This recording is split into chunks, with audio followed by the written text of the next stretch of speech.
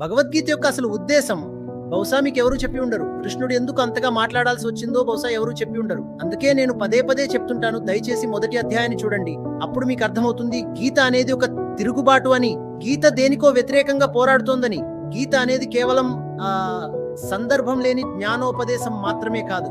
అక్కడ చాలా స్పష్టమైన అత్యవసర సందర్భం ఉంది. ఆ సందర్భం ఇదే: అర్జునుడి గుడ్డి నమ్మకాలు, మూఢనమ్మకాలు, సంస్కృతి, సాంప్రదాయాల పట్ల ఉన్న అమాయకపు నిబద్ధత, వీటిని నాశనం చేయడానికే గీత నిలబడింది.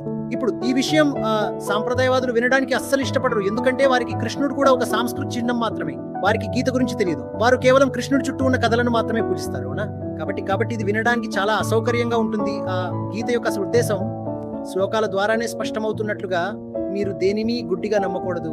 మీరు ఎవరో మీరు తెలుసుకోవాలి. ఈ మూఢనమ్మకాలు, స్వర్గం, నరకం మరియు ఇతర రకాల చెత్త విషయాల గురించి మాట్లాడే ముందు మీరు జీవితాన్ని తెలుసుకోవాలి.